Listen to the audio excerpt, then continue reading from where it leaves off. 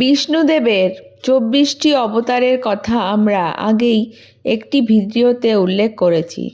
আমরা আজকে ২৪টি অবতারের মধ্যে প্রথম যে অবতার শ্রী সনকাদি মুনি অবতার তার সম্পর্কে আলোচনা করব।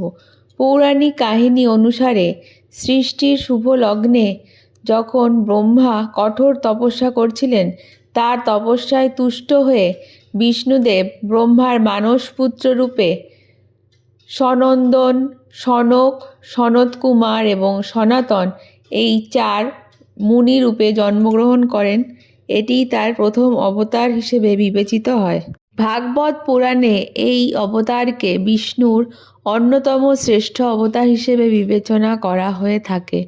এই অবতারের উদ্দেশ্য ছিল তারা জন্ম থেকেই মুক্তি এবং মোক্ষ লাভের দিকে নিজেকে উৎসর্গকৃত করেছিলেন। তাদের প্রধান উদ্দেশ্য ছিল জ্ঞান, ভক্তি ও বৈরাগ্যের পথ প্রতিষ্ঠা করে ধর্ম প্রতিষ্ঠা করা। তারা চিরকুমার ছিলেন এবং তাদের সংসারের প্রতি কোনো আসক্তি ছিল না। তাদেরকে প্রায়শই অল্প বয়সী ঋষি বা শিশু বলে চিহ্নিত করা হয়ে থাকে।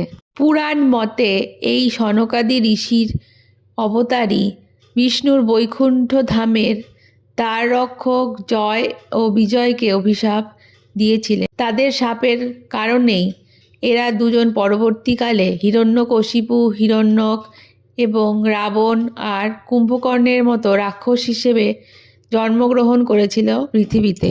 ভাগবত পুরাণের অনুসারে রাজা পৃথুকে মোক্ষ লাভের জন্য পথ প্রদর্শক হিসেবে এই ৪ জন ঋষিরই উল্লেখ করা আছে। হিন্দু পুরাণ মতে এই ৪ জন ঋষি চিরকাল ৫ বছরের শিশু রূপে ছিলেন এবং এদের জ্ঞানচর্চা এবং নিঃশুল্কতার প্রতীক হিসেবে এরা পরমভাবে বিবেচিত হয়।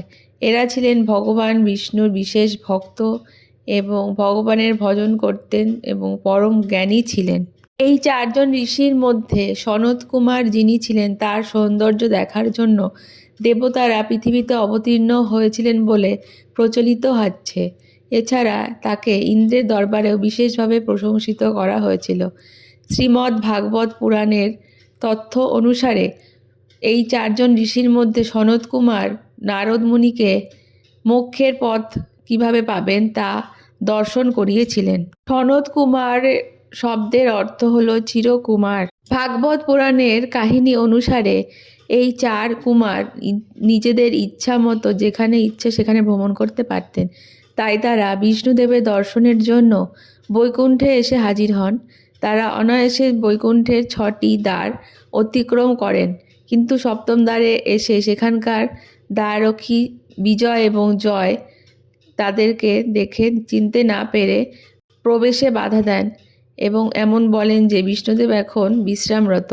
এই কারণে বিষ্ণুদেব এই দ্বারপালের উপর ক্রুদ্ধ হন এবং তারাই পরবর্তীকালে রাক্ষস রূপে জন্মগ্রহণ করেছিলেন এবং তাদেরকে বধ করার জন্য ভগবান বিষ্ণু আরও নানা রূপে নানা অবতারে পৃথিবীতে জন্মগ্রহণ করেছিলেন। এরকম বাকি আরও সব যে অবতার আছে তাদের সমস্ত রকম তথ্য আমরা পরবর্তী ভিডিওতে পরপর আনবো। তার জন্য অবশ্যই চ্যানেলটিকে সাবস্ক্রাইব করে বেল আইকনটি প্রেস করে রাখবেন। ধন্যবাদ।